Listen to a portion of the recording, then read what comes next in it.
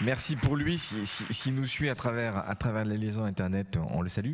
J'aimerais appeler à mes côtés maintenant Luc Poyer, que j'ai croisé tout à l'heure. Donc, je suis sûr qu'il est arrivé. Voilà.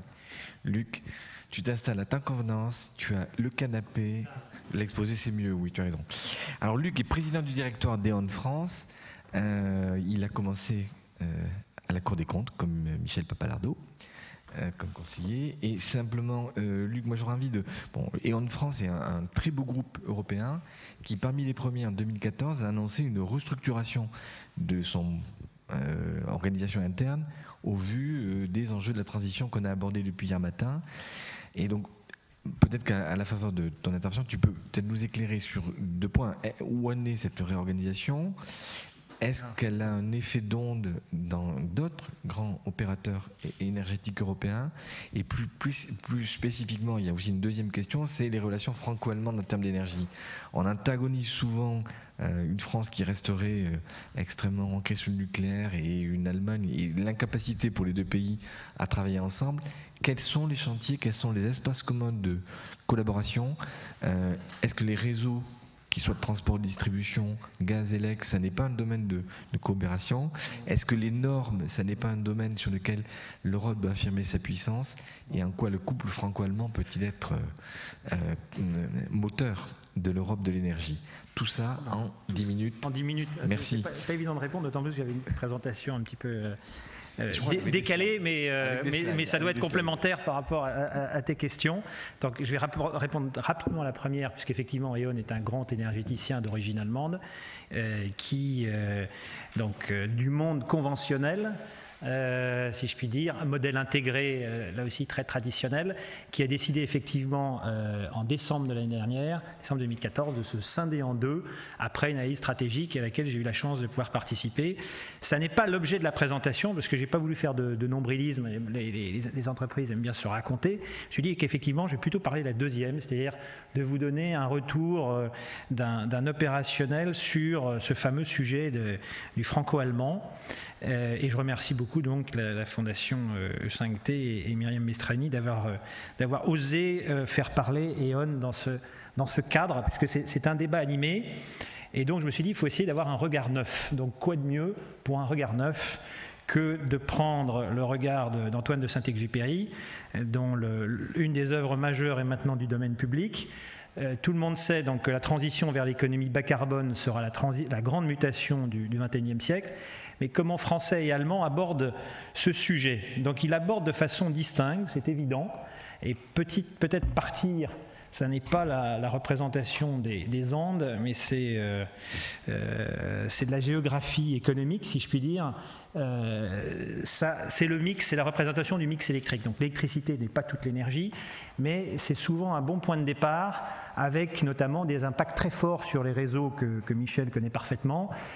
Souvent, la tarte à la crème, c'est de dire la France, c'est le nucléaire, l'Allemagne, c'est le charbon.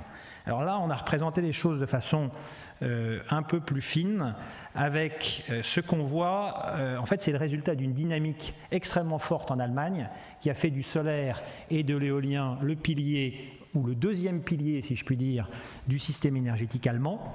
Ce que vous voyez, donc vous voyez les renouvelables, plus de 70 gigas, essentiellement donc éolien ou solaire, un investissement de 120 milliards d'euros depuis 2002, qui continue très lourdement et qui aboutit, la ligne rouge, qui est le sujet un peu nouveau de ce slide, c'est la pointe.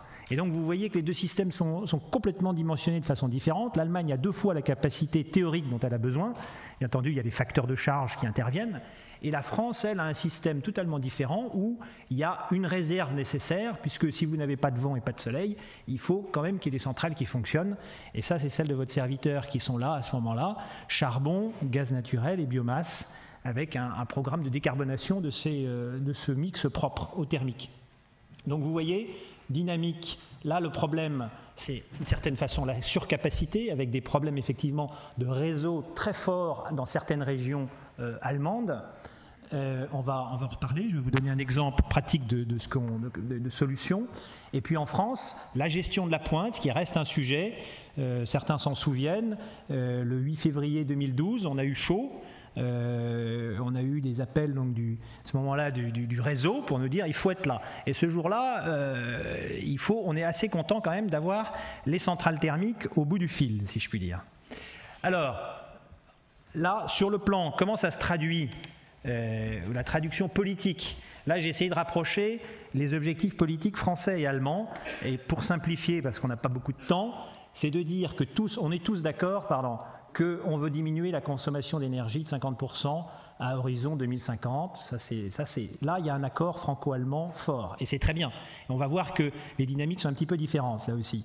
Mais ce qui est très différent, c'est bien sûr la relation nucléaire. Là, l'Allemagne a une stratégie de rupture totale, sortie du nucléaire. Quand j'entends encore des gens qui me disent mais les Allemands vont y revenir, et je peux vous promettre qu'ils n'y reviendront pas. Au contraire, ça s'accélère. Nous fermons de façon accélérée nos centrales. E.ON est un opérateur, a été jusqu'en 2011, était le deuxième opérateur nucléaire en Europe.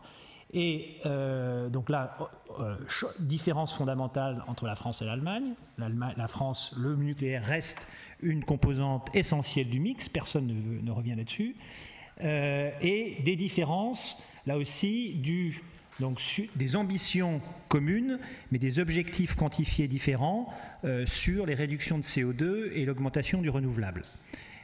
Si j'avais un vœu à faire comme citoyen, pour la lisibilité de ce tableau, je trouve qu'on devrait voir plus souvent, ce serait bien que le gouvernement français et le gouvernement allemand s'accordent sur les échéances, parce qu'on compare souvent des échéances différentes. C'est un détail, si je puis dire. Là, je reviens, voilà, reprenons le recul que nous permettait Saint-Exupéry, et je rapproche donc Saint-Exupéry de Caspar David Friedrich. Chaque homme sur sa montagne se demande quels sont les défis, quelles sont les trajectoires. Je vois 3 défis. Le premier, c'est effectivement les Français et les Allemands. On a vu ces grosses différences, mais ils ont en commun d'avoir des économies trop carbonées. Donc, si on reprend les énergies fossiles, dans la consommation d'énergie finale, la somme des énergies fossiles, donc pétrole, charbon et gaz, représente à peu près les 2/3 en France et en Allemagne. Et j'allais dire, ça c'est pas très bien. Et c'est ça qui doit changer, et ça doit passer par l'efficacité énergétique. Et dans les critiques qu'il y a souvent il y a souvent des critiques réciproques entre Français et Allemands sur la transition énergétique. Les Français disent la transition énergétique allemande, ça coûte trop cher, c'est vrai que ça coûte plus de 20 milliards d'euros. Le CO2, il y a une augmentation, c'est vrai, des émissions de ces 2 dernières années, et il y a des perturbations des réseaux fortes. Mais il y a 2 grands atouts de la transition énergétique allemande. C'est il y a eu une réduction du CO2, des émissions de CO2 depuis 1990 de 26% en Allemagne, contre un peu plus de 10% en France. Donc l'effort de décarbonation est plus fort. Et il y a, à mon avis, un changement encore plus important, qui est que les Allemands ont réussi à découpler leur croissance économique de la consommation d'énergie. Puisque depuis cette date aussi, la consommation totale en Allemagne est réduite d'à peu près 13%, alors qu'en France, elle continue d'augmenter. Et donc, la difficulté que les Français vont avoir, je pense, c'est d'inventer une croissance économe en énergie, ce que les Allemands ont commencé à faire avec des difficultés, mais ils ont un point d'avance là-dessus sur nous. Deuxième, donc, décarboner. Deuxième chose, c'est le coût. Deuxième défi, c'est le coût et donc le rythme. Et là, je pense qu'il faut déterminer le rythme ensemble, entre Européens, et donner un caractère global à cette transition énergétique, parce que le coût en soi, c'est pas un sujet, c'est à quel rythme et est-ce qu'on le partage. C'est essentiel et c'est tout l'enjeu de COP21. Et puis le dernier défi, opérationnel celui-là, celui dont je vais vous parler, parce qu'il nous occupe, c'est celui de la flexibilité. Parce qu'en fait, ce dont on a besoin dans les systèmes, on le voit, que ce soit en France ou en Allemagne. On voit là à gauche, vous voyez l'impact sur la courbe de charge allemande du renouvelable. Vous voyez comme c'est considérable, le photovoltaïque et l'éolien. Et puis vous voyez comme ça impacte sur les courbes de charge aussi des centrales. Ça réduit, non seulement ça réduit les besoins en thermique, mais ça rend beaucoup plus difficile. Là, alors pour les centrales charbon, elles sont flexibles. Enfin, pour le nucléaire qui n'est pas du tout flexible, moi, ma modeste prédiction de citoyen, c'est aussi qu'un jour en France, ça va être assez difficile de gérer les courbes de charge des centrales nucléaires. Voilà. Et en France, on voit aussi, donc, côté français, on voit cette difficulté d'augmentation de la pointe. Un ordre de grandeur, il y a en 2000, quand il y avait un gradient, quand la température baissait d'1 degré au mois de février, il fallait immédiatement que RTE trouve 1000 MW. Aujourd'hui, il faut qu'il trouve 2400 MW, multiplié par plus de 2. Non. Ça, c'est très difficile à faire pour tout le système. Et ça a des coûts. J'avance. Cette flexibilité sur le plan industriel, puisqu'on est quand même sur un sujet industriel, voilà. C'est pas évident. Voilà. Ça se traduit comment? La chaîne de valeur évolue, elle devient circulaire. Il y a des outils traditionnels qui sont comment rendre les outils de production plus flexibles. Il y a les réseaux qui sont essentiels. Il faut améliorer les interconnexions à l'intérieur, entre pays, et améliorer les réseaux dans certains pays, comme l'Allemagne, où c'était l'enjeu absolument essentiel, avec les Bavarois qui ne veulent pas voir passer les lignes. Et ça, j'allais dire, ça c'est balisé. Ce qui est plus nouveau, c'est la demande, l'efficacité énergétique et des nouveaux métiers qui apparaissent, comme l'agrégation, l'effacement, l'energy management, les plateformes digitales. Donc tout ça, ça va prendre. Et nous, on est actifs, bien entendu, dans ce sujet. Mais aussi un sujet plus lointain, de grande dimension, qui va être celui du stockage. Et juste vous donner un petit éclairage là-dessus sur quelque chose qu'on fait en Allemagne et que j'espère un jour on fera en France, voilà, qui est dans le nord de l'Allemagne, dans le Brandebourg. Il y a une surproduction on est dans une zone où il y a 70 MW d'éolien onshore pour 20 MW de demande. Et donc on voit sur le graphique, le rouge c'est la consommation et la génération. On voit, c'est de façon évidente, il y a un excès. Et donc là, nous avons créé un pilote, donc avec 6 électrolyseurs, 2 MW électriques, et nous injectons dans le réseau de l'hydrogène. Donc nous avons testé à la fois la technologie et le business model, et nous vendons à des clients allemands et suisses qui sont prêts à payer un peu plus cher leur gaz naturel pour qu'il soit vert, si je puis dire, bleu et vert.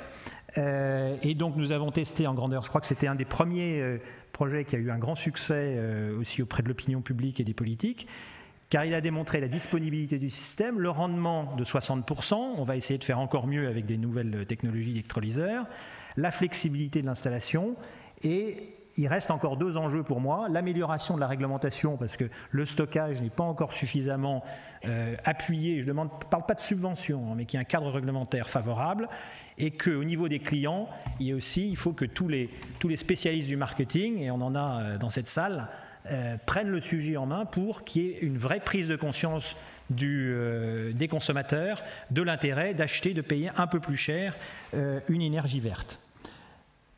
Voilà, je reviens au Petit Prince pour vous dire que donc, les énergéticiens sont, comme E.ON, enfin en tout cas nous on est prêts à résoudre cette équation délicate de la transition énergétique.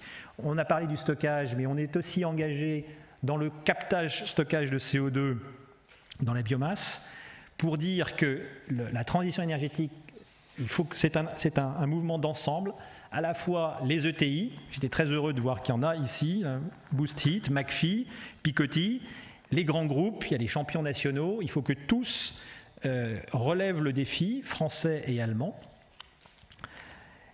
et le relèvent face à un vrai défi, qu'on appelle désormais le GAFA, les Google, Amazon, Facebook, Apple, car si nous ne nous réveillons pas maintenant, je peux vous dire que ce sont les Américains qui arrivent, pas forcément avec des grandes ruptures technologiques, ce que j'ai entendu là ce matin, Boost It ou McPhy, ça, je pense qu'il y a un vrai contenu technologique, ils vont venir avec des innovations digitales et ils vont capter la valeur, comme on l'a vu dans le numérique, et on sera gros gens comme devant.